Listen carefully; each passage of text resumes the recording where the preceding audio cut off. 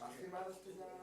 Antes, pues, Vale, pues yo creo que si las firmamos no deberíais firmar más veces porque no depende de la presentación, no creo que hicimos una declaración personal. Vale, bueno, esperamos un minutito.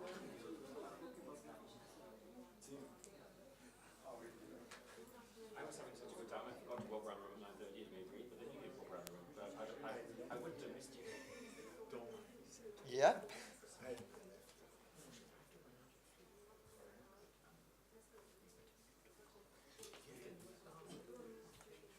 I'll be here until.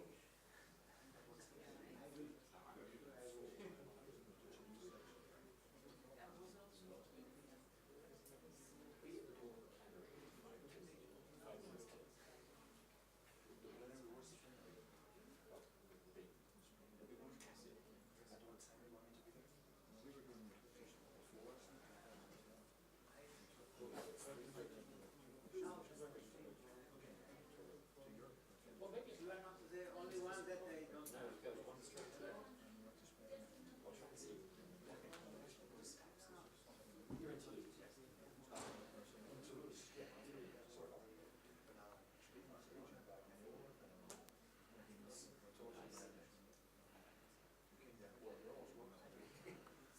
Is this one your first one, right? Is this one, esta es tu primera, ¿no? Esta es la primera, ¿verdad? Porque tienes dos. Vale, la voy a abrir, voy a introducir, pero la dejo abierta para sí. Okay, so I'm going to be. So, good afternoon, everybody. My name is José Miguel Rubio Iglesias. I'm working at the European Environment Agency, also in the INSPIRE team of the agency. It's my pleasure to introduce you to the last sessions of the parallel sessions of this conference. The title is Compliance Assurance and Public Participation. I think there are two interesting topics which in principle doesn't seem to be related, but actually there is a lot of relation as well.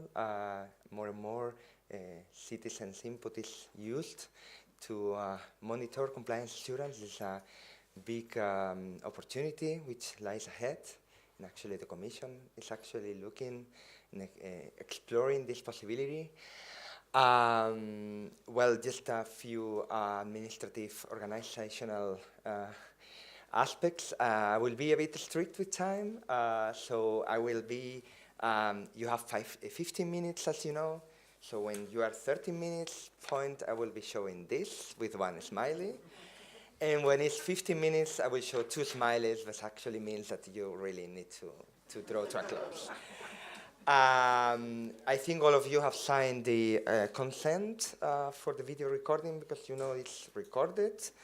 So I think without further ado, I will go to give the floor to Jordi Sandalinas from Image C Solutions and Sirius, who will introduce issues and status of the full compliance of the MSFT, which is a very hot topic now because we know we have this deadline for next year for one of the 3 of the articles, I think. And also this very related to INSPIRE, this article, I think 19, which is included this reference to INSPIRE directive. So please, Jordi, the floor is yours. Thank you very much. Thank you all for your kindness and for being here. Well, as you all know, the INSPIRE directive is at least related to the environment and the oceanography and all the marine ecosystems in their annexes 1 and 3. But in this case, I will just give you my personal insight regarding the Marine Strategy Framework Directive, which in theory, I say in theory because now I'm actually a bit disappointed regarding the current status so far, that is meant to focus on the good environmental status of the water ecosystems, the coastal ecosystems, and the oceanic and marine ecosystems with certain exceptions and perspectives. So far, I'll just follow my slides by stating that it's compulsory for member states to reach a good environmental status as referred in Article 1. It's meant to, this directive, to the protection and preservation of the marine environment, as I refer here, to prevent its deterioration and restore marine ecosystems. This directive has a direct interaction with the environmental directive, because the environmental directive refers to that the polluter of the environment is the one who is responsible for paying and restoring the status, damage status, to the previous status as it was before the damage.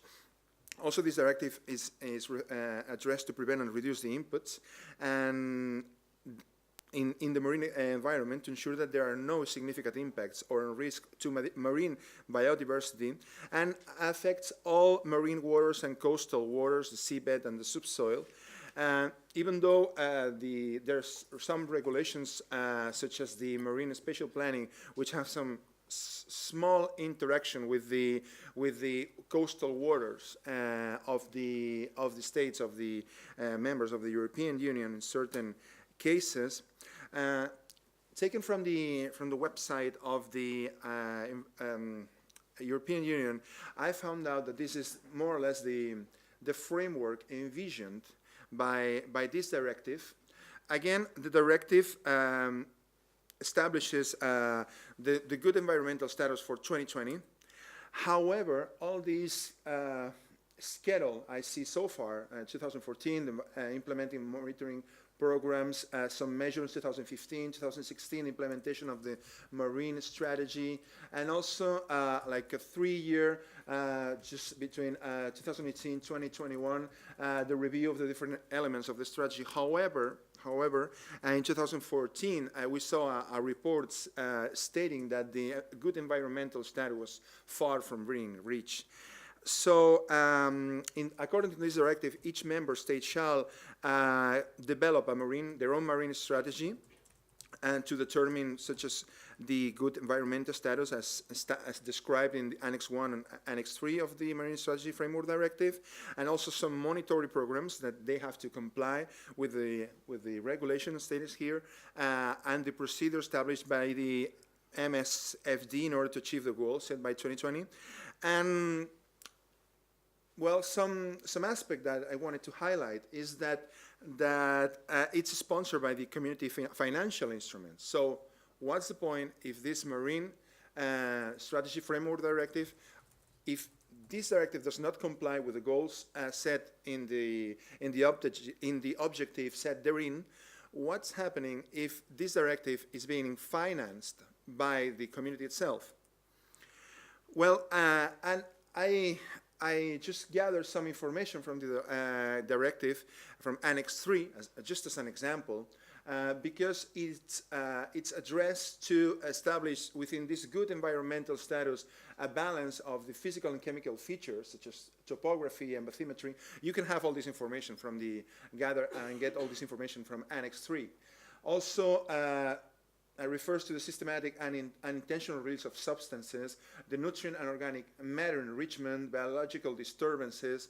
What I would like to address right now is that the internal and external factors, external mean by the human impact on the waters of the European Union, are so strong, caused by human impact, that the ecosystems cannot rebound themselves. So the internal capacity of certain, let's say, resources. I really hate this word, resources, because I'm speaking about fishing species and also some marine mammals. They cannot rebound themselves. The population cannot go back to the ideal levels because of human impact, such as oil spilling, sound pollution, overfishing, overharvesting, and so on.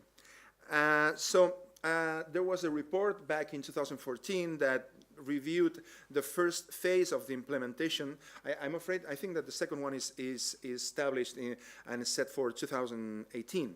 So this report studied the directive set of 11 qualitative descriptors, as I say here, of the marine environment, such as biodiversity, non-indigenous species, fish health, of food webs, contaminants, litter, underwater noise, some of which are just capable of being analyzed from and through the Copernicus program, all the data that we can gather from that program that is capable to analyze the biochemistry, the current tides, the level of the waters, the temperature, and even the ice sheet.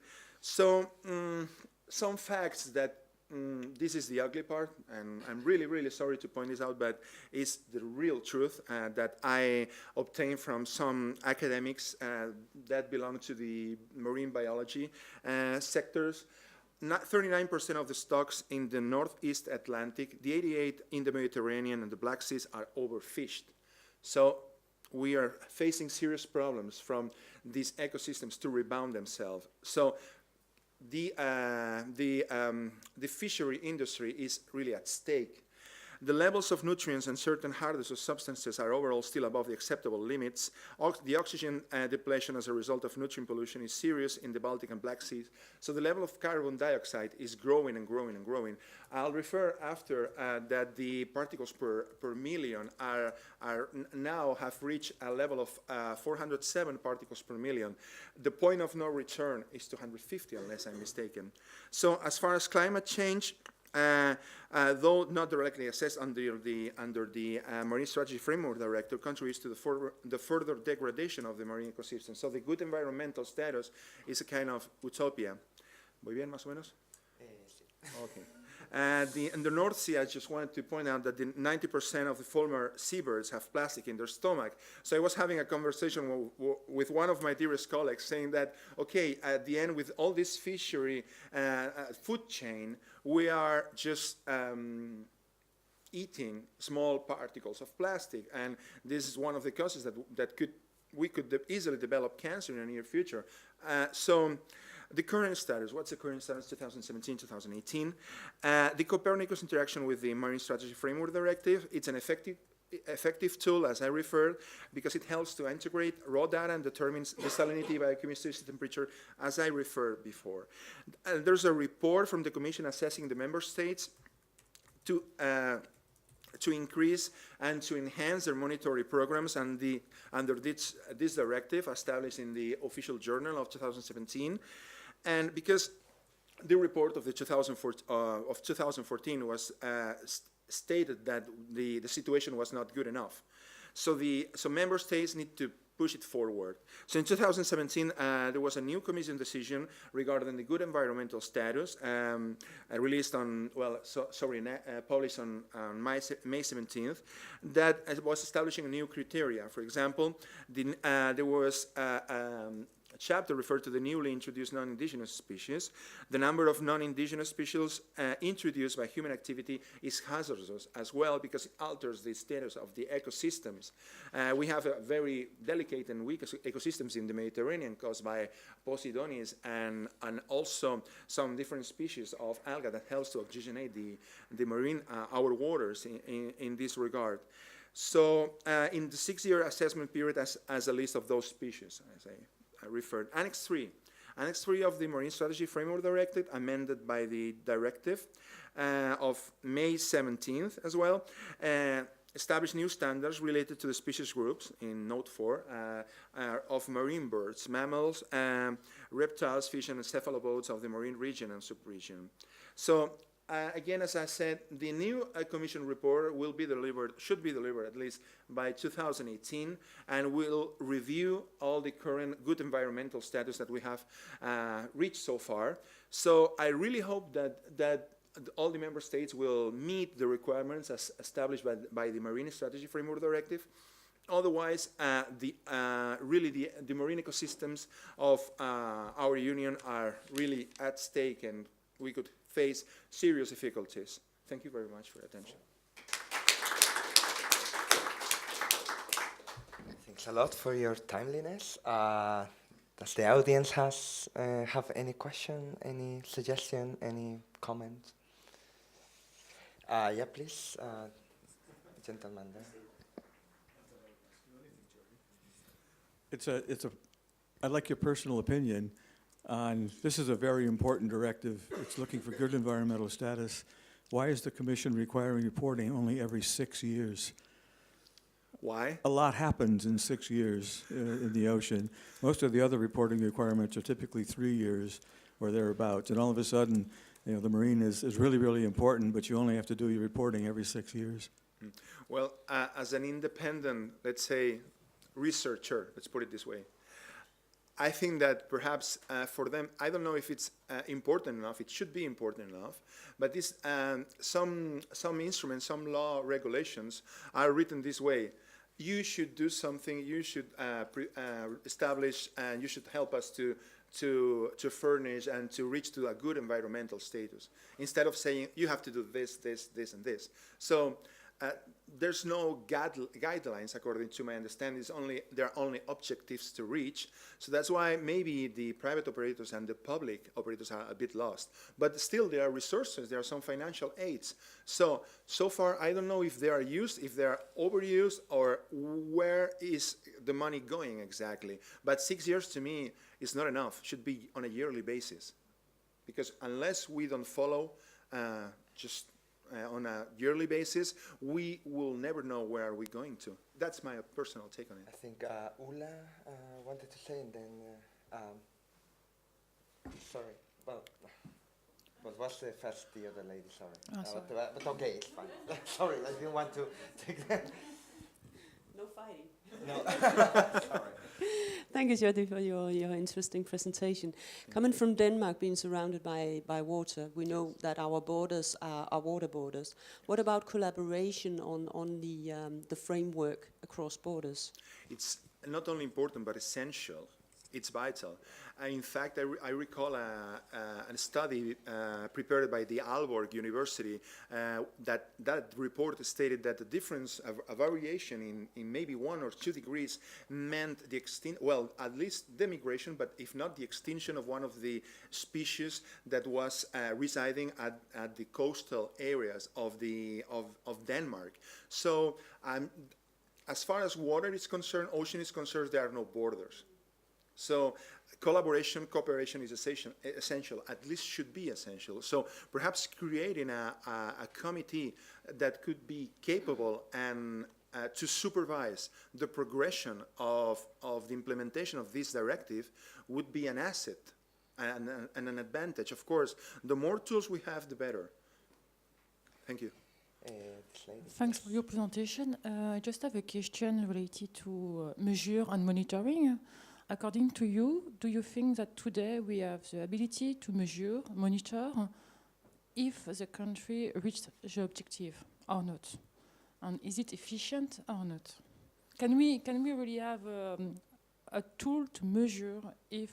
The progression, you mean, of the directive? Yeah.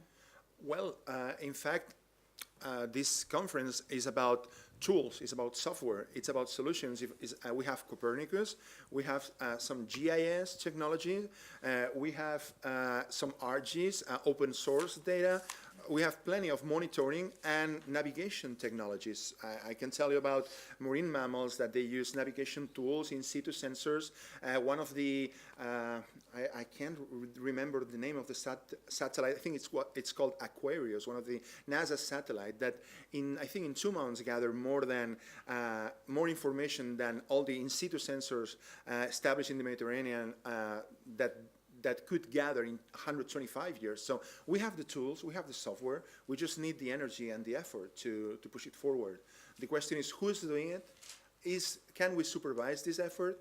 Or why are those deadlines established if we're not going to meet those deadlines? So in my opinion, tools, they're enough. Because the situation of the technology, we don't have big data. We have artificial intelligence, we have bioengineering, we have even patents capable of turning nuclear waste into diamonds, capable of having their own, capable of being an energy source that could last for 5,000 years. So there are the technologies. We just only have to go to the WIPO, which is the Patent Trademark Office in Geneva, and I'm sure there are plenty of patent inventions registered capable of giving us a tool and a way to progress in this field. Thank you. Any final question before we pass to the next speaker? Just a final conclusion of related to the MSFT.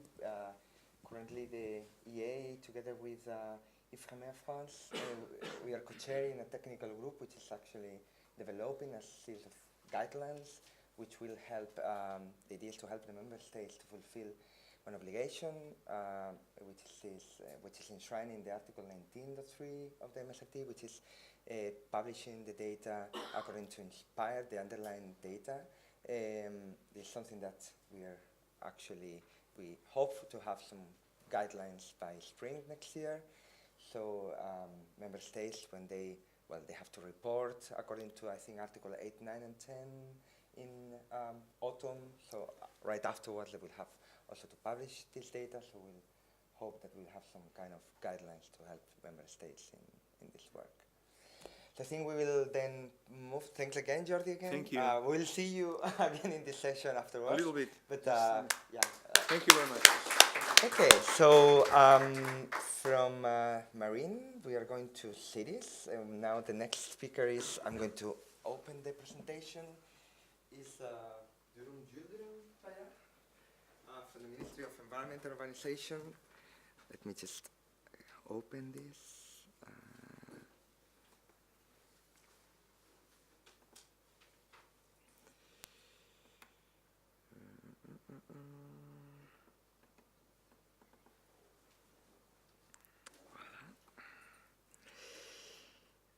He's going to speak about smart citizens who make smart cities. Thank you very much. Thank you. Good afternoon, ladies and gentlemen, and thank you for participating. I will make my talk on smart citizens, but trying to make a different point of view. And my name is Yildirim Bayar. I'm working at the Ministry of Environment and Urbanization at General Directorate of GIS in Turkey. I'm working as a Smart Cities Manager. So I'll try to make a view just to think out of the box from Smart Citizen side. This is a little bit out of the technical presentation, but we should also discuss all of these issues. We call Smart City as the habitat of the information society. So they grow in conjunction altogether with smart cities, tools, and citizens. In the last decades, as we all know, demand for accessing information increased too much, and also supplies also increasing by providing many tools. But necessities are still rising. So we should consider all those. Information society term, it was firstly used in 1961 by the Japanese scientists in order to describe social change, in fact, of the second half 20th century. So it was defined as a new form of existence, social existence. Just make an overview of the evolution information society. In fact, it starts anciently. Participation and decision-making procedures had been already done in the ancient times in a very strong way. In the 20th century participation, we see social organizations and bringing an individualism to the 21st century. Now we are living a smart participation right now. So in the 20th century part, the services were centralized. However, now the services are being decentralized. At the urbanization side, we see the information society in the industrial and service-based urbanization. Right now, it's evolving to smart citizen, bringing a digital individualism. If we take the rows, at the urbanization side, we should see the necessities and urbanization services at their own conjuncture. At the 20th century, every facilities were located according to production or services. But today, we should consider all the necessities of the smart citizen. In summarizing the information society, it was also called, it involved white colors. However, smart citizen has no color. So this means everyone is smart and they have their own platforms as the services are decentralized.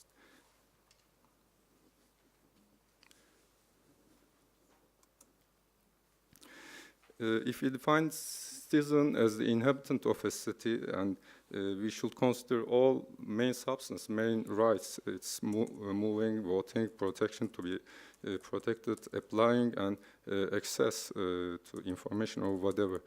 So these should be all smart as well. We should develop all smart tools for those substances.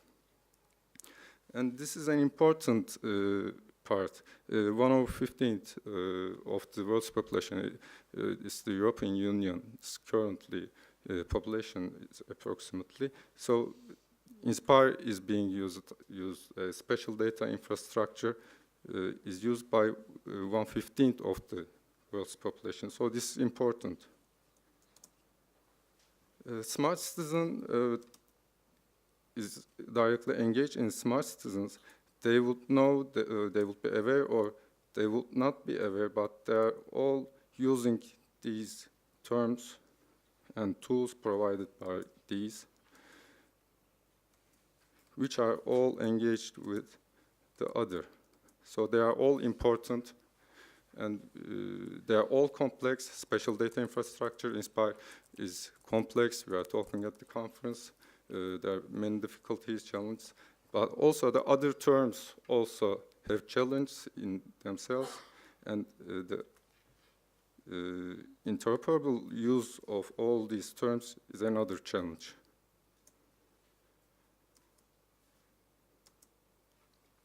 So the main substance for the smart citizen should be to facilitate, to take advantage from all these utilities.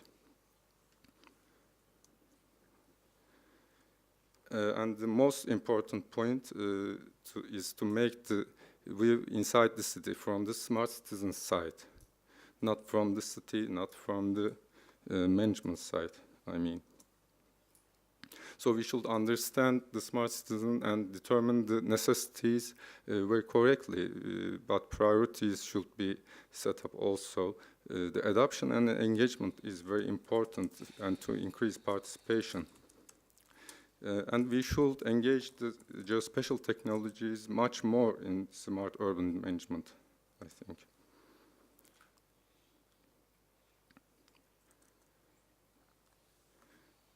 So participation is very important for the citizens today as the information is increasing.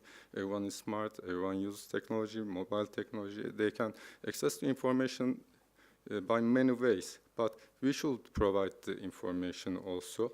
The main important thing, and on that side, the cities are mostly, smart city is seen as technologically set up. So if you put some technological tool to a smart city, then it becomes smart. But if you don't care about participation or engagement, so that would cause problems. So the terms of governance, citizen participation, and activity transparency, they are all important. And you cannot think just with a mechanical way to the tools. I think we should get responses with geo-referenced tools of the inhabitants. It's a very nice way to increase the participation. And the results should be considered as well.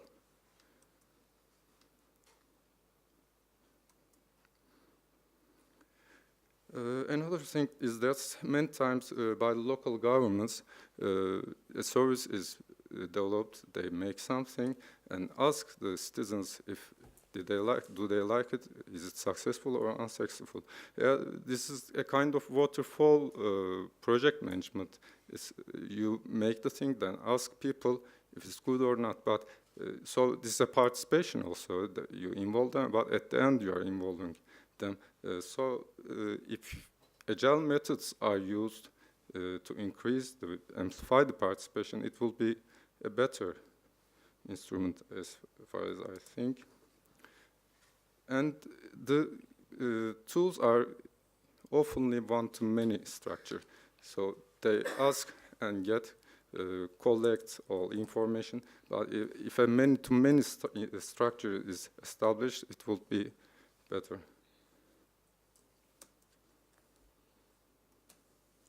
The smart city model, yes, it includes smart people as a component and also smart governance. And here we see the factors of smart people and the smart governance factors. So they are all involving participation and transparency and governance. So this shows the importance of the smart citizen and governance. And we should set up a smart equilibrium. The smart citizen is the owner of the smart city. So it's a component, however, it's the owner, it's at the top. So the sentence should include all these terms, these keywords. So they are all pivots in this equilibrium. It should go from smart citizen to smart city and as well smart city to smart citizen. So this is a harder equilibrium that there is no one pivot point, but all of those terms are important.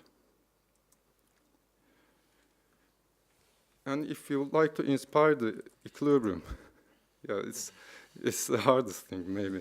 Yeah, it's inspired from the bridge for these smart city applications because there are lots of horizontal impacts, environmentally, land use. So there are many things that Inspire is affecting. So smart tools would get a better state if they are set up on a good established infrastructure.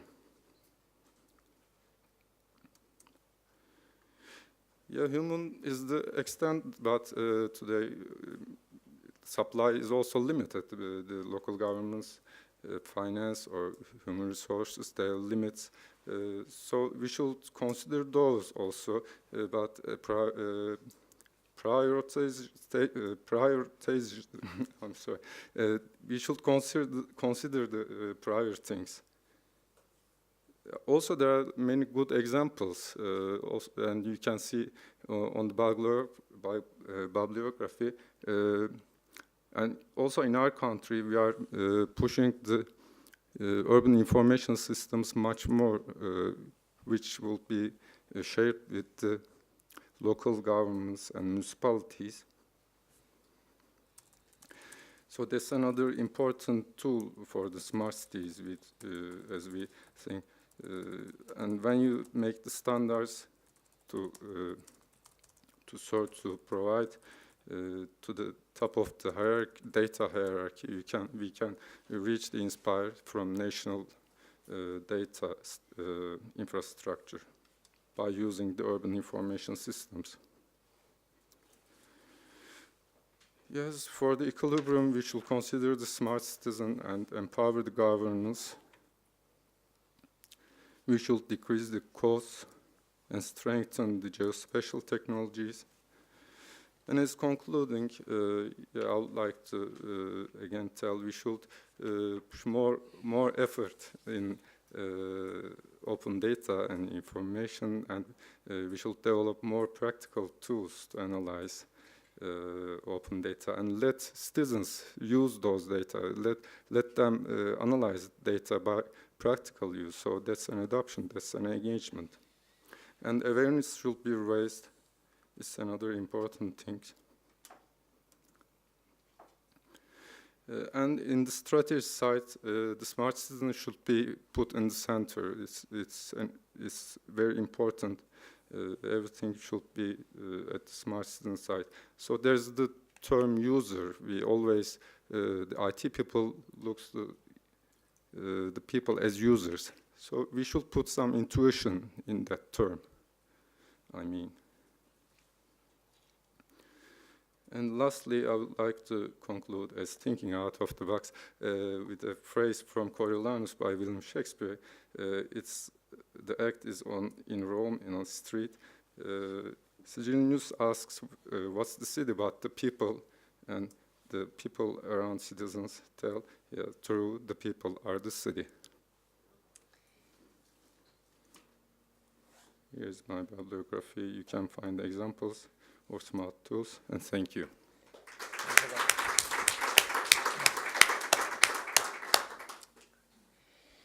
Any question from the audience? Ula? Yeah, this lady.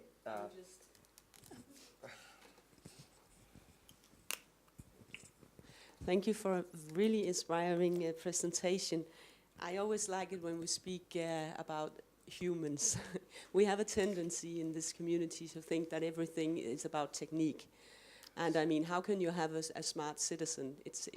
I like what you said, that the citizen actually owns the smart city. That's a really good remark.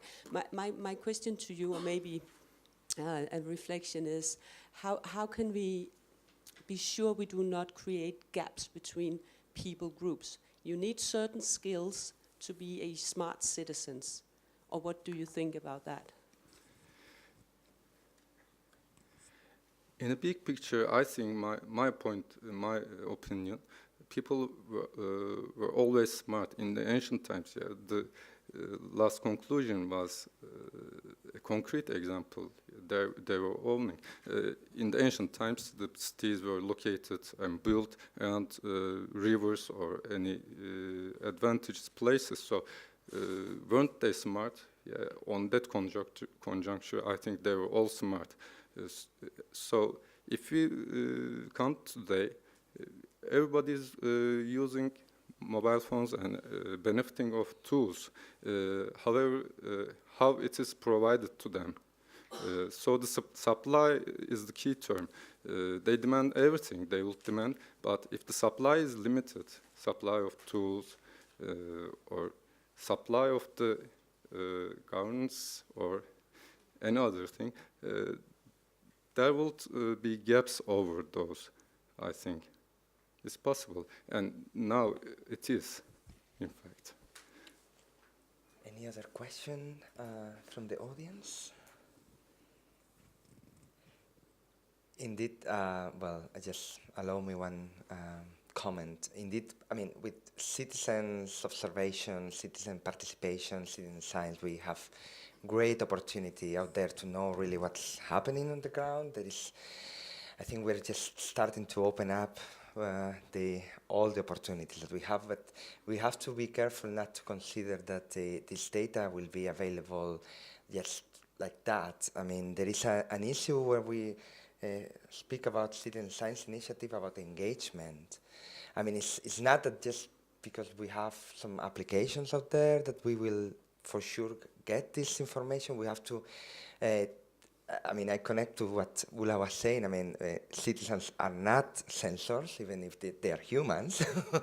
And they respond also to some motivations. And one of the motivations is the feedback that governments or whoever is launching the citizen activity provide to the citizens. And I think this is something that we have to take into account when we think about this kind of initiatives, because these opportunities, the opportunity of having all this information won't really realize until if we don't fully engage and motivate the people through providing them feedback, providing them with some kind of realization of on top of what they are provided. I completely agree. I'd like to just another thing I just heard in one of the sessions today. Miss Jens from Germany presentation. They told that they need to limit some services, some information provided in the infrastructure side. And according to Inspire, some information will not be provided in security acts, etc. side. So everything is not possible also to provide to people. So there will be some restrictions, or that's another important, especially the security side. Mm-hmm. So the equilibrium, it's very hard and important. Okay, thanks a lot. Thank you. too soon, again, for your inspiring presentation.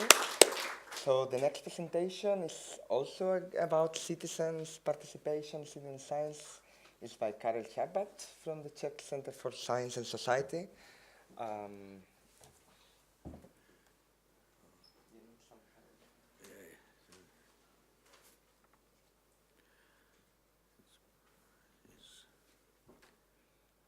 Let me just go quickly.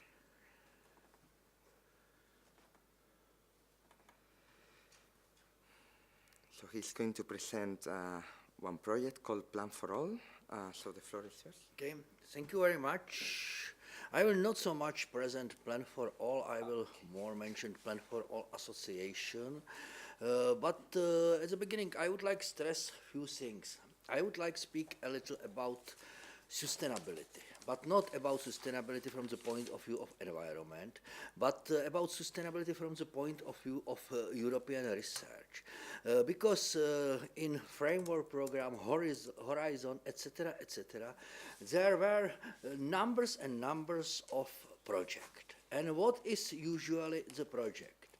Starting from level 0, there were nothing before, collecting requirements, making analysis, then doing a little, and then is end of the project. And in many, many cases, project disappear or results disappear after, could be half years, 3 years, but usually there is no continuation. This is one thing. Second thing, what I would like address is, could be inspire, useful for business, could inspire standardization help to the business? I think that it is also a very interesting question, and also I would like to stress how we can in some way manage different type of citizen science, voluntary data, and what we can do, and also to show that this data sometimes could help also in the decision in could be government or for business. So I will start with some history. At the beginning, there were really project Plan for All. It was in the time of e-content, and the focus of this project was on the harmonization of the data which are related to spatial planning, and also on the possible usage. It was in the time where the annexes were defined, and the people from the team were involved in the definition of these annexes, and I think that it was some useful experience for us, and we can criticize that not all in annexes is good. But on other side, there is something what could be equal for all Europe. And this is important not only for some decision, but this could be also important for business. And it came with other project which was in some way follow up. Because you can see now 100 and 1,000 apps which are developed by mobile developers. But what is the problem? Usually, you have the problem to transfer these apps from one municipality to other, from one country to other. Why? Because the data are not harmonized. If they will be something like harmonized data, you can easily transfer your solution into other country, into other conditions. So it is clear that standardized data could be also useful for business. In the Plan for All, Plan for Business, we done also other very important, or we recognize as an important aspect. We are in Europe. We have, they are inspired. We have other recommendation. But if you will look on the open data in every European country, the situation is very, very unequal. And for example, what was possible to done in Czech Republic, because we had the open cadastre, we had RUJAN and other registry, we were not able to transfer into other countries, because in some countries are this data open, in some countries this data are not open, and again there is something what is in some way limiting the business. And we start to thinking more and more not only to be oriented on could be open data coming from public, but also to be able to integrate different type of voluntary data, citizens observatory, and so on. And there were 3 other projects, SDI for apps, which was really focused to turn Inspire-based data into the business, and Open Transport Net, it was focused on transportation. In Open Transport Net, we made some interesting experiment. We took data from Openstreetmap, which is very popular, and in reality it is only could be topographic maps which cover all Europe, because if we are looking on something what is available, and we transfer the transport network from Openstreetmap into the form of annex for transport. So we transform the data from Openstreetmap into the Inspire form and start to build cross-European Inspire-based data for transport. And Foodie was other project focused on agriculture. All these 3 projects work together, and then we finished this 3 projects. And what we will do, we built during this period 3 huge databases, partly based on public data, partly based on open data, all cover all Europe, or last database which I will mention, Smart Point of Interest, cover all world. But how we can continue if project finish, what we can do. So we decided to return back to the Plan for All, and we establish, as the result of the 3 projects, this Plan for All Association. And the goal of this Plan for All Association is to maintain these databases, to continue with the work, and to look on the possibility how to reuse the data and how to build community which is able to manage this data.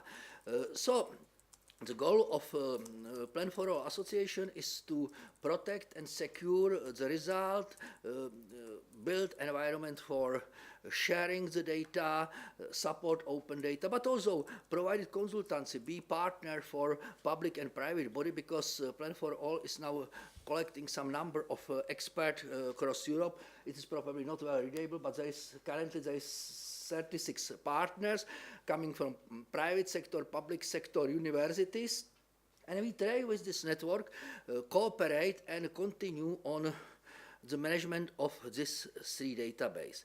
I already mentioned, yes, that it is sometimes difficult to be focused on one type of data. We already many years before to start to speak about the force-way concept, because we have the community data, public administration, it could be also data from commerce. But the best way is if we are able to put this data together and to be able to share and cooperate on such type of the data. And this was what we start thinking about something 8-10 years ago. Now this our fourth way is this Plan for All Association. And we have now 3 databases. 2 databases are according Inspire Directive. It is Open Transport Map, I already spoke. Other database is Open Land Use. We have now seamless land use for all European countries, which is based on different sources. Again, you are not able to find the data. In some countries, we were able to use cadastre, LPIS data, or other data for the building this database.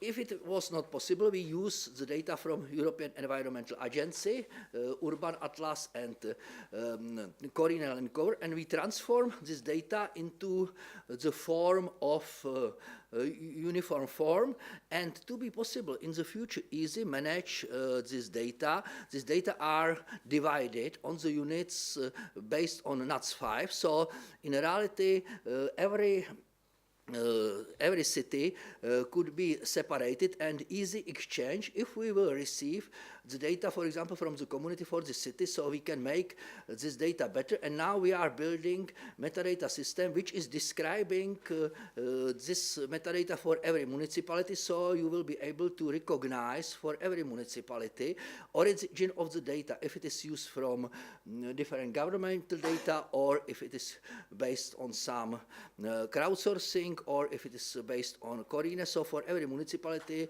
there is the possibility to recognize the data.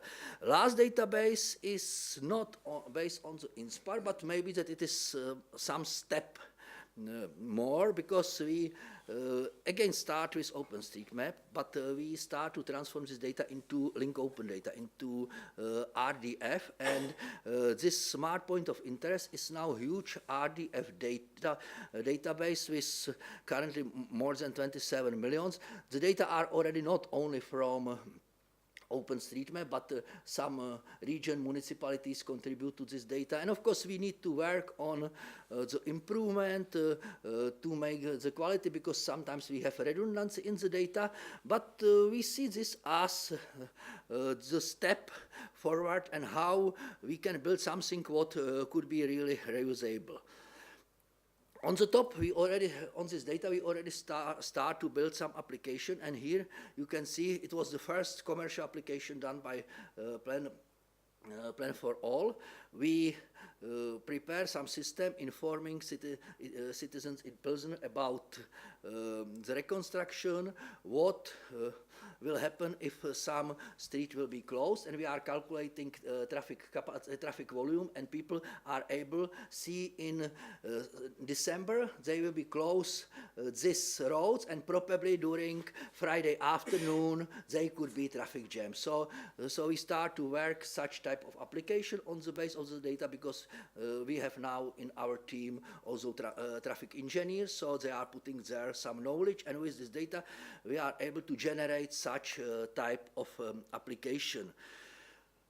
During the INSPIRE conference, we organized a hackathon on Tuesday, and I would like to mention could be two results, because this we see as really again step forward with what we done before, and this was the winning application from hackathon, 3D open land use. So I mentioned that we built this open land use, and now you are able to visualize in all Europe this open land use in 3D. It was done on the combination of two software packages, and we plan to continue in this direction and to offer the possibility to add their other data, like data from Openstreetmap or your own data, and where this shares this data with others. So this is what we plan to do on the top of this voluntary data. And here is other type of application, and it is large scale test with RDF. It was done by our colleague from Poznań Supercomputing Center. I mentioned that we made this smart point of interest database in RDF. The colleagues from Supercomputing Center take the data from Czech Republic and Poland, from Open Land Use and Open Transport Map, and transform this data also into RDF.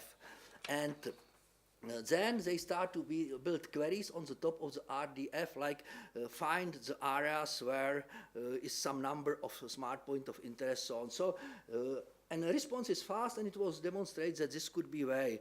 Here is some other hackathon result focus on farm producer.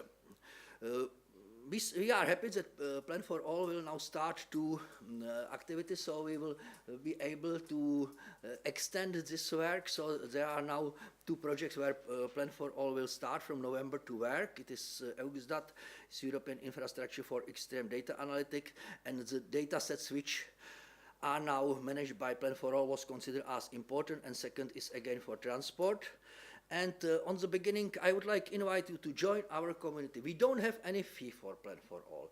There is a questionnaire, and we are selecting partners on the base what you are able to do for Plan for All. We don't need any fee, but we are looking for organization. Okay, I am able to support you with the data. I am able to support you with some infrastructure. I am able to do something. So we are looking for some partners who are able to join. We are making the open call for members every half year. Now is one call open. You can see this on our web pages, and the deadline is 25th September. So if something what I demonstrate here is interesting for you, please join us.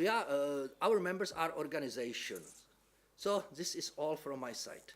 Thank you very much. Any question for Carol? No? Hula again. That's great. Thank you so much. You said products built on many from many sources. Yeah. Yes. How do you go about the maintenance of this? And you mentioned VGI, but what are your thoughts about maintenance of these products? No, this is what I mentioned, that it is important. So on one side, for example, for open land use, we are looking for data producer and maintainer. We are now working on application for crowdsourcing, where people will be able to report some bugs in the data, and we plan to maintain. And for Openstreetmap, we are now discussing the way that the data has to be maintained in some regional principle. Yes, because it is not possible that anybody will change the data, because in such way you never will succeed with the consistency. So we are looking also for organization who will say, okay, we will take responsibility in this region for this type of the data. Anybody could comment this data, but only this organization will be able to add the new changes into the master document. So this is what about we are working and what we would like to continue, because this we see as very important. For example, we discussed in foodie this with farmers in Germany, and they say, we wanted to use Openstreetmap.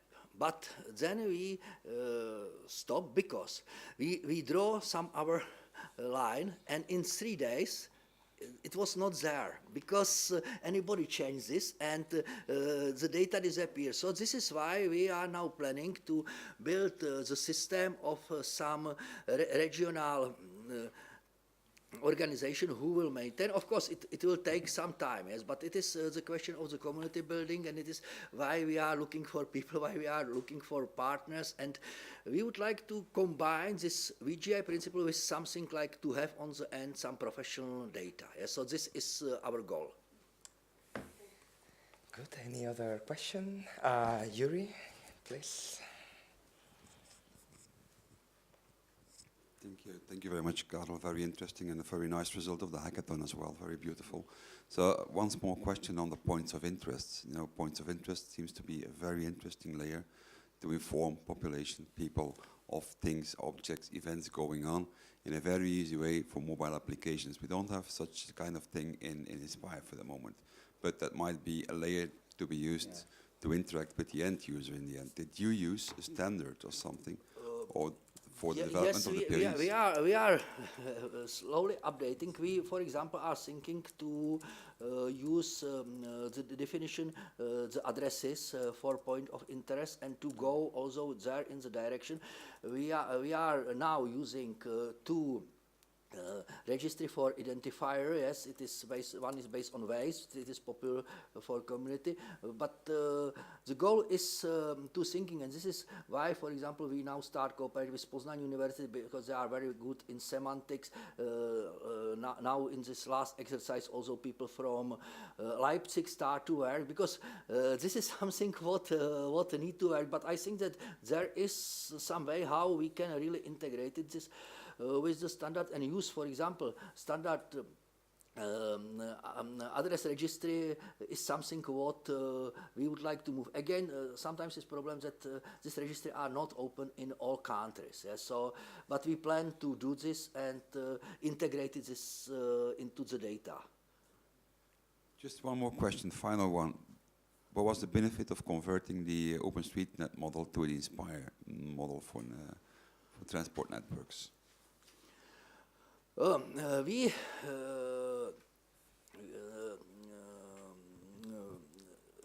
idea is such that We believe that in some years, in some countries, for example, will be available data coming from public about the transport network.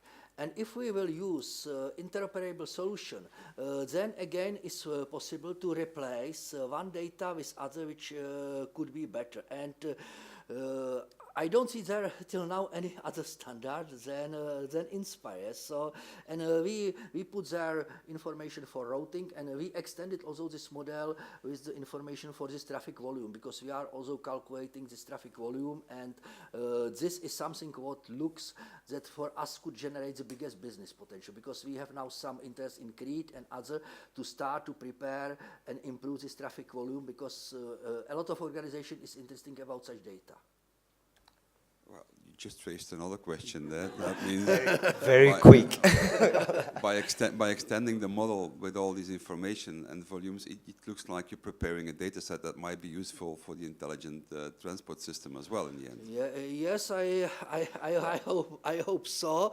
This Pilsner, it was some step, and we can go back, because before it was about smart cities. Pilsner is smart city, and this was done as the part of their activity of smart city. They have now also number of requests what they would like to do with this, because they want to do this. In Polyvisu, we expected in more places to really use this data for building intelligent transport system in the pilot countries. So this is the goal. But this is what I mentioned at the beginning. We try to sustain with something what we done one time, and looking for the opportunity how this could be extend and improve. Yes? Because you never can finish with something. Every time is chance to do something better. I'm afraid we have to stop here. Thanks again, Karel. So the next speaker, you have heard him already, is Jordi Sandalinas. This time again, we come back from the city to the marine ecosystem. So I just...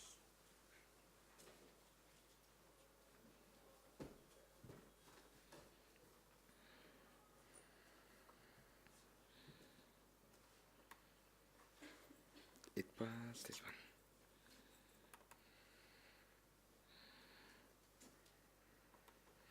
Thank you very much. Hi again, everyone. As we've obviously realized, spatial data is essential, because it helps to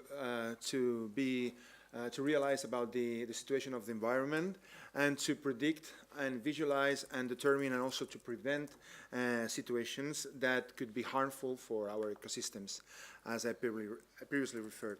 There are some directives that circle around the Inspire Directive that helps to strengthen the current situation from a legal level and also from a realistic level.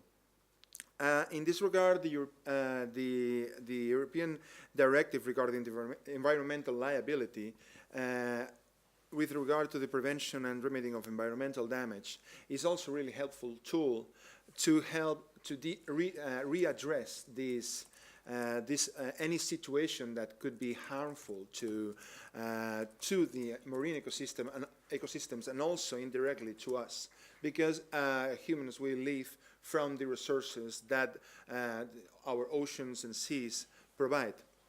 In this regard, of course, I'm concerned, as you probably realize, I'm concerned about climate change, but I'm more a proactive than a reactive person in this regard.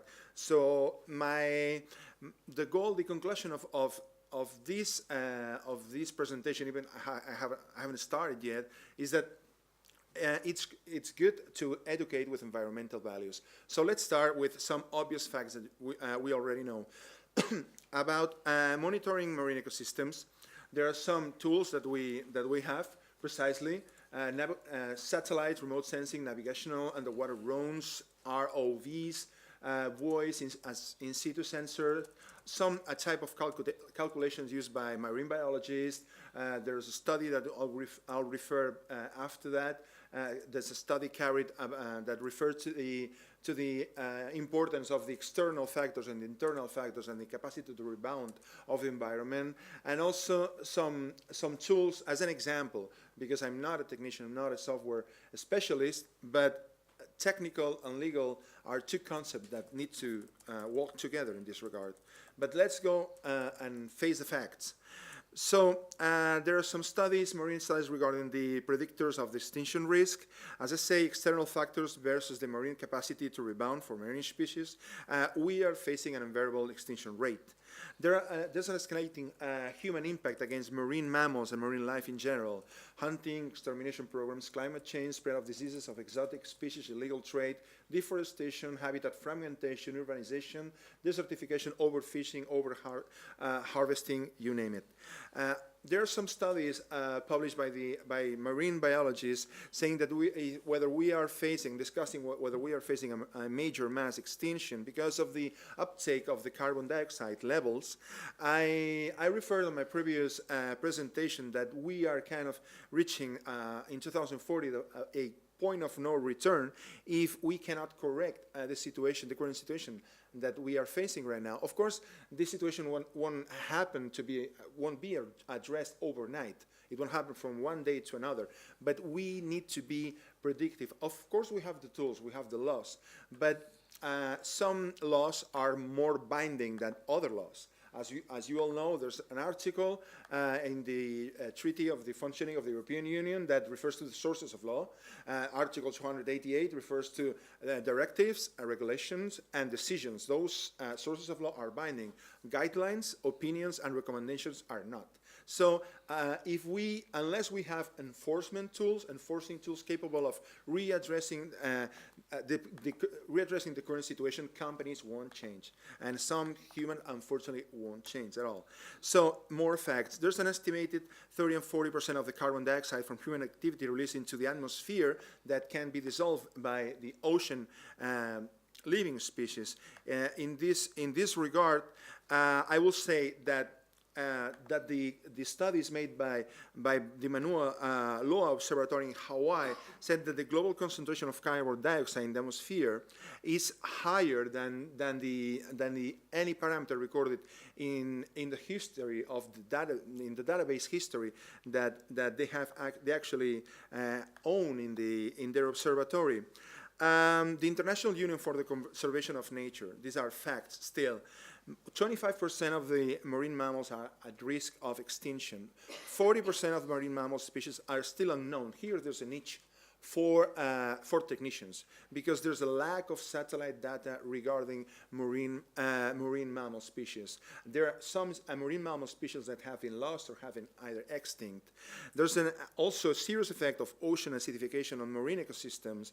Tropical coral reef situation are at stake, open ocean planktonic system. There's even an island made of plastic waste floating somewhere in the Atlantic.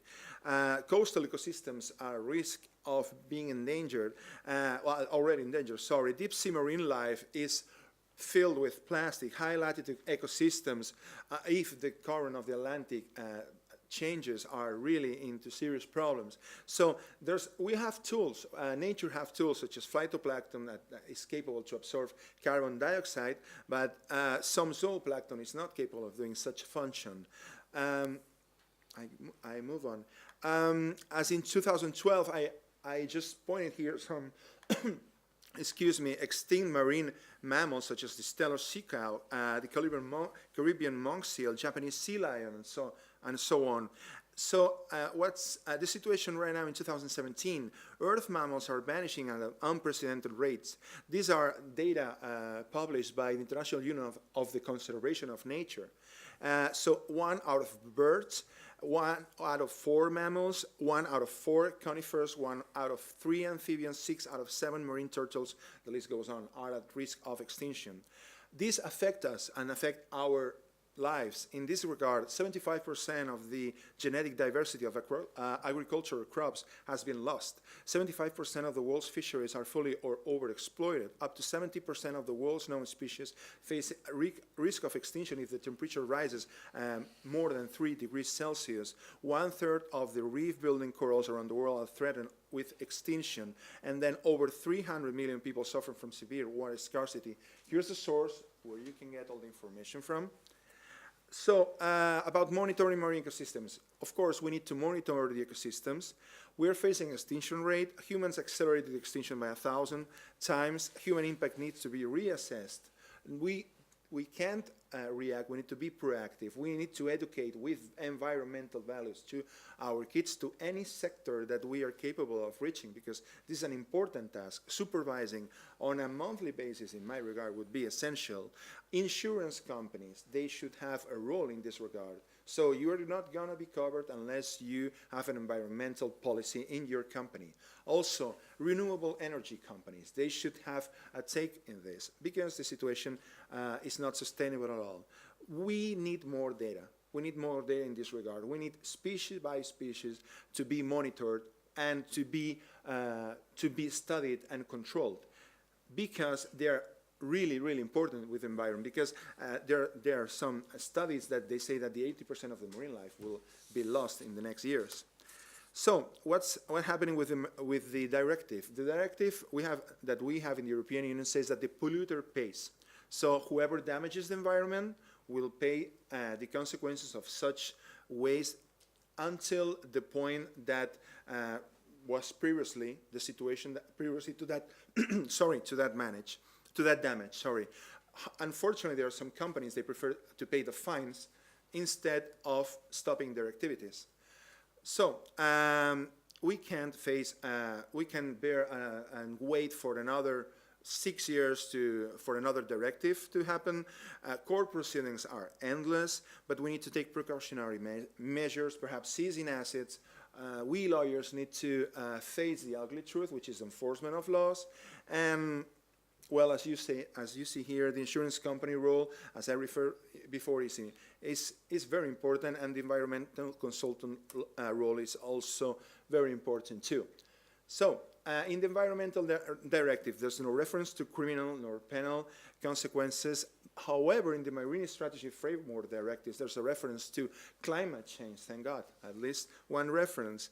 So there's been a policy report issued by the International Criminal Court saying that environmental damage could constitute a crime against humanity. So things are getting serious and serious. Hopefully, we're not too late with that. So there are other approaches. Some countries are being perhaps questioned now with class actions, and there's an example of the Netherlands that had to face, I remember, a claim by the European Commission because the approach towards animals that were being tested in labs was not complying with the laws. In this regard, an attorney brought a claim against the Netherlands because the Netherlands was not complying with some environmental instruments. So educating with values is essential to take some preventional and precautionary measures from now on. Being proactive is important, not having an attitude entailing the enforcement of judgments or being reactive against the damage. The important thing is to stop it before it happens. Thank you very much. Thanks a lot, Jordi. Very important issues raised.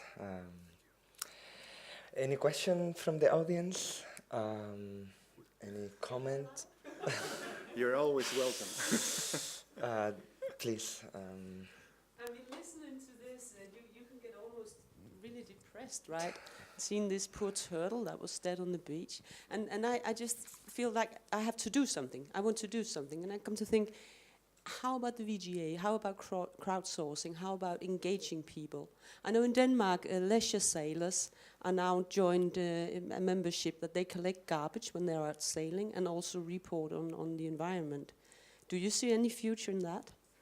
Well, this helps, but it's too late.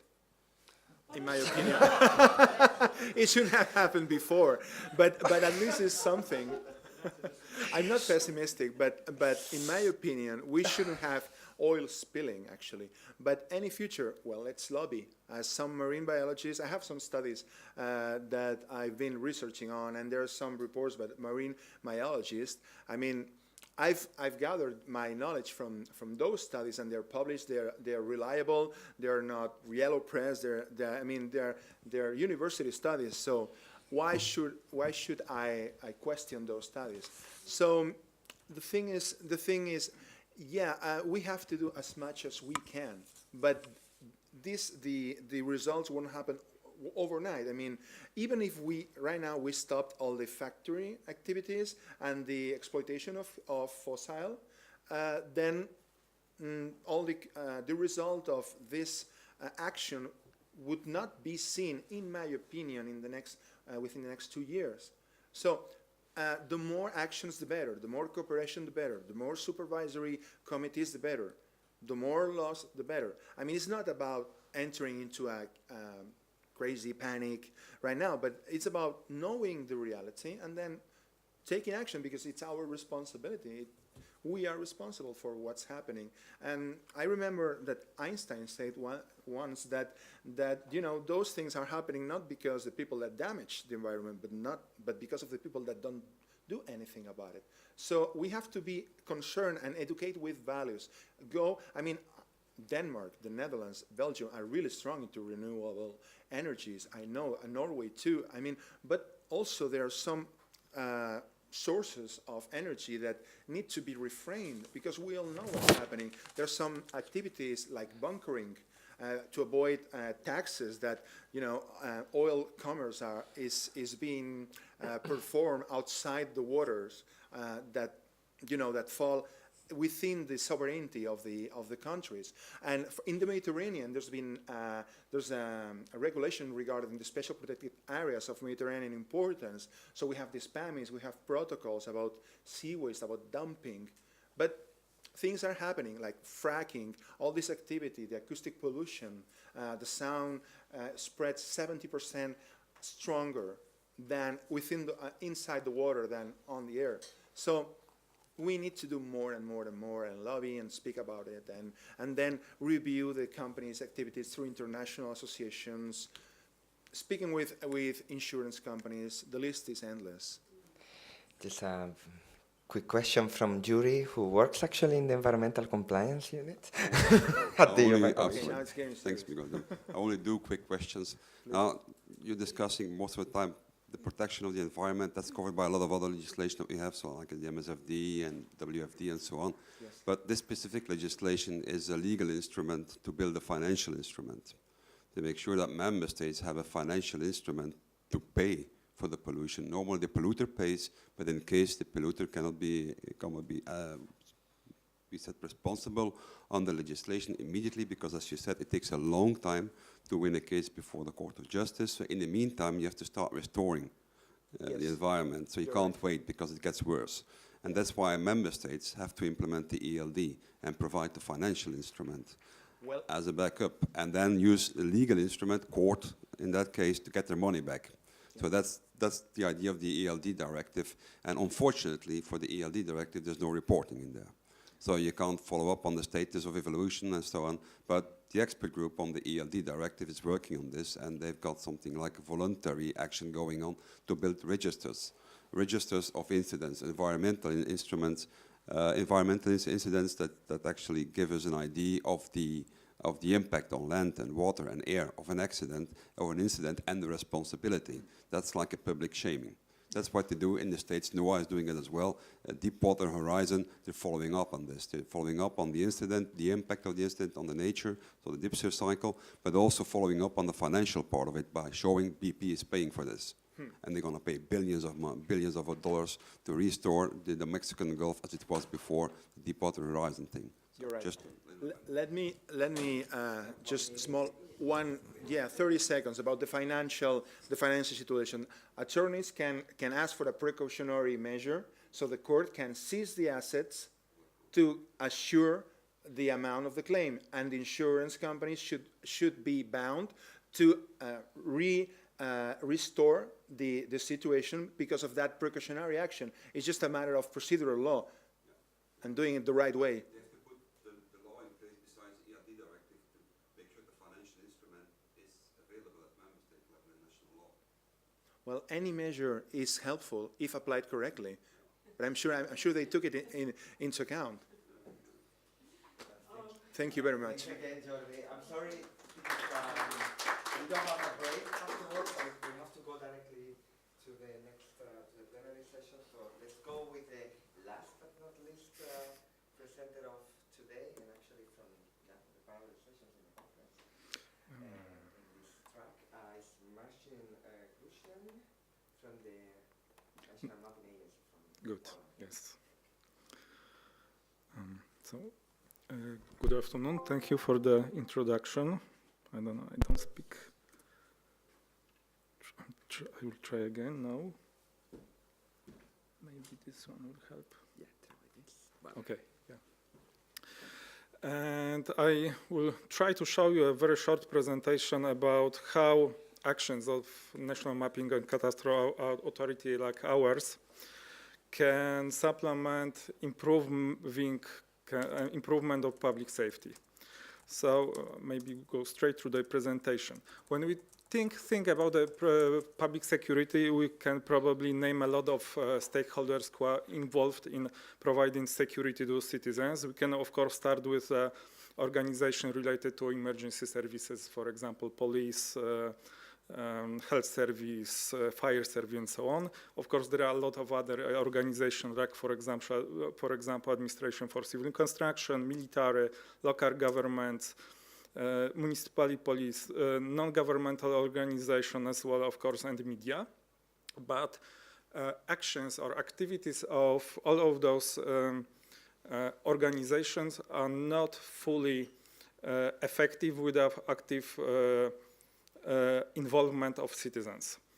And citizens can help those organizations in a number of ways, but I think that the primary role of the citizens is being an eyes of ears of those organizations. So simply informing that something bad is going on, that somebody needs help, that there is an accident, and so on. And there is a lot of theories that in criminology that actually supports this. I will only like to share with you one of such theory because it's a theory that is very closely related to the locations. And SDI is basically getting the information about the location. So it's the theory that should be close to our field of interest. And by the way, how many of you heard about this theory? It's called broken windows theory. Yeah, there are a few hands. And how many of you heard about the zero tolerance policy? Yeah, I think it's more popular because the zero tolerance policy is a policy that is actually based on this theory. And what theory says? It says basically that if there is an area that is poorly maintained by the local population, by poorly maintained, I mean, for example, there are those broken windows, for example, visible over there. Theory says that such area attracts basically criminals. And criminals like to settle in such area and causing, of course, more violence, more acts of aggression, more vandalism, and so on. And those crimes, if not handled, they tend to escalate to something serious. And finally, if still not solved, they escalate to crimes like murder, rapes, or armed robberies. So the most serious crimes. And the theory basically says that if we deal with those crimes at the very beginning, the petty crimes, they will basically break the chain of escalation, and those more serious crimes will never occur. So it's this theory proves that getting the information that something bad is going on in the particular area is very, very crucial. However, there are some issues getting this information even from the citizens, or especially from the citizens.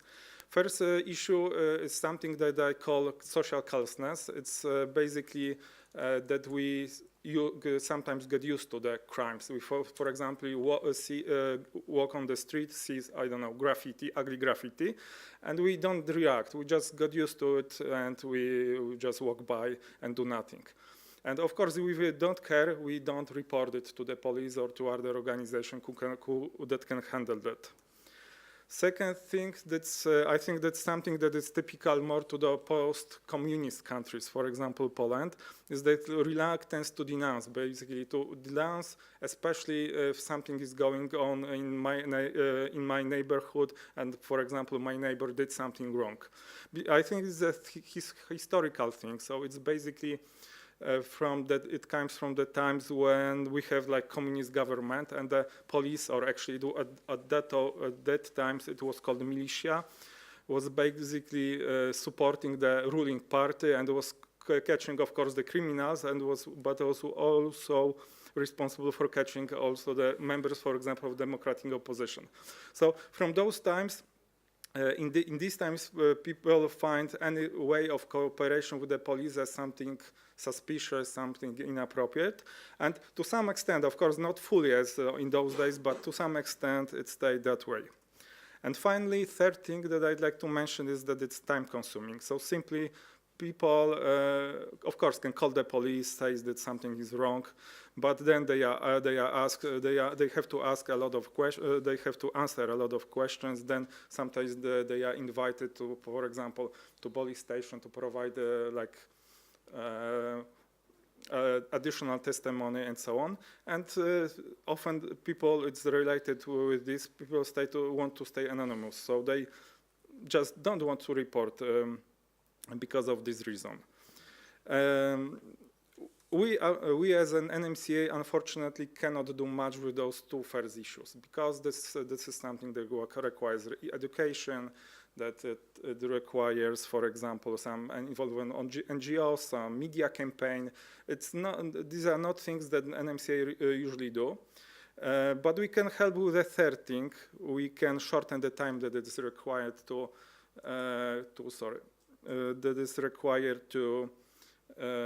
report the crime. We can create an application. And the idea for this application came not from us, but it came from the Ministry of Interior. Ministry of Interior basically came to us, maybe not to us, sorry. It came to police asking that they want such application to involve more citizens, involve the people to provide the information about the crimes. And police tried to build this application, but eventually came to us because we had very good cooperation, and they said, you are map specialist, please build such application for us. And we did it. Actually, we delivered such application, of course, with the cooperation with commercial companies that supports us. We did it within 2-3 months' time. We were able to do it quickly because we had something called API. API is basically like JavaScript library that allows to put some objects on the map, and maps used by the library. It's something that comes from our office. I don't know, but there are no pictures available with my presentation. Yeah, there was some. Maybe you had a PDF. I have a PDF. I'll try with this one. Maybe try with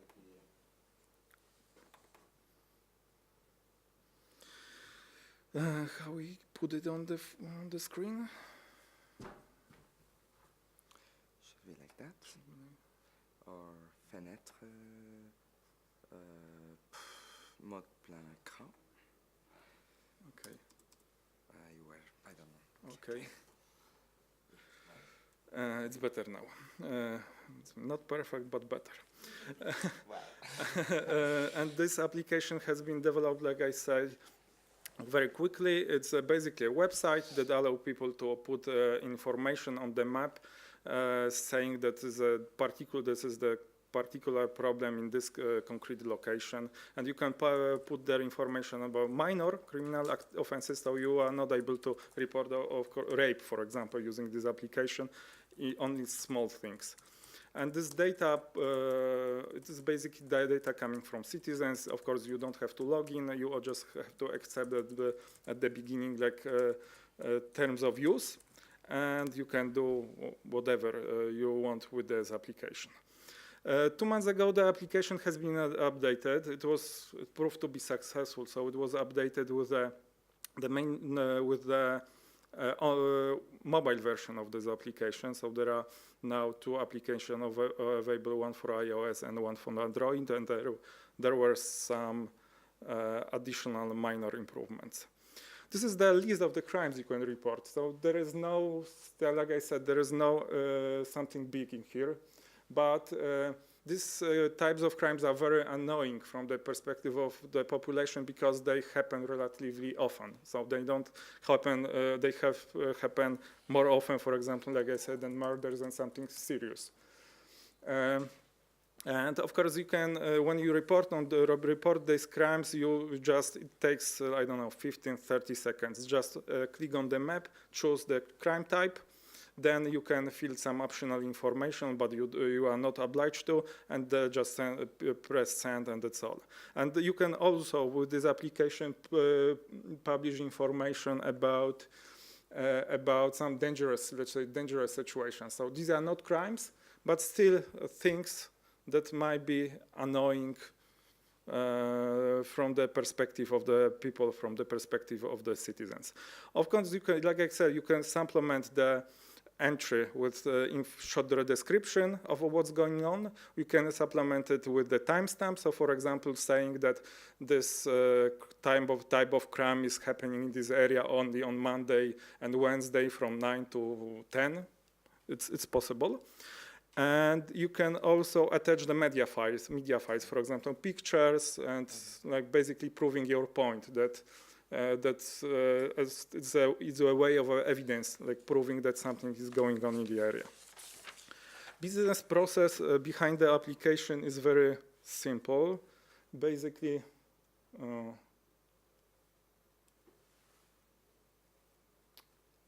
yes, it works. Basically, the citizens are reporting events on the map. The event is like forwarded to a police officer who works as a local coordinator. There are over 2,500 local coordinators in Poland, so police treats this application very seriously. Then police coordinator usually asks police patrol to do on-site verification. Then he or she receives the feedback and updates the status of the event on the map. It can be the status can be updated either to confirm or rejected. Okay. And of course, the police coordinator can generate a security report, which can be used by the police officers, for example, to improve the prevention, for example, changing the route of police patrols. There is a lot of statistics related to national security map, but I will only, this is statistics that I find very I have ambiguous feelings looking on that because we have like right now from 1,000 to let's say 1,400 entries every day using this application, and in perfect world it should be none. But you know, we are not living in the perfect world. So on the other hand, we and my team who are maintaining this application, we're responsible for its maintenance, are happy that somebody actually uses it, and it's helpful. And more statistics, 72% of the crimes reported by an application are either incorrect car parking, exceeding speed limit or public drinking. More statistics, I know, slowly, a little bit behind the schedule, so I'll only say that over 40% of the entries reported by application is confirmed by the police, less than 60% is rejected, but the police says it's a very good number actually, a very good result. And this is the statistic from the police, coming from the police, basically saying that the tool is recognizable. So this is the statistic that was made, the results of the survey that was made like 5 months after the security map publication. And yeah, like 20%, almost 20% of people recognize the application. They said they're recognizing the application. I also think that's quite a good result. And conclusions. Inspire is building very powerful framework, but on the top of this framework, we have like special data services that deliver the data basically to the users. But we noticed there are a lot of users, citizens, but even IT specialists who can problem dealing with those special data services. So we should build something on top of them, of this, that facilitate user access to the data, like, for example, our APN. But it doesn't have to be API. It can be, I don't know, different interface, service with different interface, or, I don't know, simple data exchange format. We have to stay open and flexible. This is the lesson that we learned from this exercise with National Security Map. Basically, when the police came to us asking to deliver the application, some people in our organization said that this is a bad idea to actually develop application that is that supports that is built on somebody else business process. But we eventually did the application, and it proved to be successful. National Security Map, NSM, it's a product that is, I call it eye opener for other public sector organizations. So after publishing this, our API, our products were, let's say, widely recognized, and there were plenty of people coming from other public sector organizations asking to build with them something like this or deliver something like this. And it were very serious organizations like Ministry of Justice, Polish Public TV, I don't know, IRS office, so serious organization. And finally, last but not least, we basically think that VGI is the future SDI. Therefore, we plan to remove one of the obstacles that preventing users from using applications like this. We want to deliver a tool that will allow users to publish such application, but without any knowledge of codes, like JavaScript or whatever programming language, just using graphical user interface. And that's all. Thanks a lot, Marcin. You're already behind the schedule, but I don't know if there is any burning question to this very interesting. I mean, I'm very much into the citizen science crowdsourcing, so I will definitely have a look at your presentation, but I don't know if there is any. Yeah, there's a gentleman there. It's a question that applies to most crowdsourcing-based information or systems, and especially something of this nature where you're reporting to the police. Do you have any way of tracking who's making the entries into the system for control purposes? Because these systems can also be grossly abused by people making erroneous reports. Okay. And we've seen this in the environmental area, on bathing water, air quality, and all sorts of other places. It's sensitive information, but I'll try to answer because I think the Polish police tries to be very liberal about it. So they don't really care, don't really check who is reporting. However, there were some cases that then police asked us, but it was like the application is available for, I don't know, over a year, and they asked us like 10 times for the IP addresses of the person who reported particular events. And there were two situations, like in general, two types of the situations. One of the situations was that some funny guy was painting I don't know, swastika, you know, the symbol of Nazi symbol on the concentration camp, former concentration camp. So it was, of course, something that is not allowed in Poland and probably in most of the countries in Europe. And the second thing is when somebody puts information, for example, can put information on your house that there is a drug abuse, for example. And if it's reported to the police, it's automatically treated like, I think in English it's called defamation. And then, of course, the police is obliged to look for the suspects. But other than this, like I said, there were like over 400,000 entries, and only 10 questions from the police about the IP. So it's not like, it's not a serious problem. Okay. I think he has Dursun another question. Thank you. In the statistics part of the presentation, there was a graphic, and on 29th of September, there was a huge rise. What happened on 29th of September? No, it should be like till 29th of September, because like slide. Previous. This one, yes. Here. These peaks in general are related to like media campaigns. Of course, the police can start a huge media, big media campaigns that an NMCA cannot afford to do. And they are started as this media campaign. So there was like everybody wanted to go on the website, see how it looks, and maybe report some crime or dangerous situation he or she forgot, for example, to report like old-fashioned way. That is why there are these peaks. Yes, that's power of awareness raising, the importance of it's very important because we couldn't, like I said, as an MSA, we couldn't afford to have such media campaign that would cause such effect. Okay, I think we have to stop here. Thanks again, Marcin. Thanks to all the speakers. It has been a pleasure to be a chair today and yesterday as well. Hope to see you next year in the next Inspire conference, or maybe in some event workshop in between. So thanks again.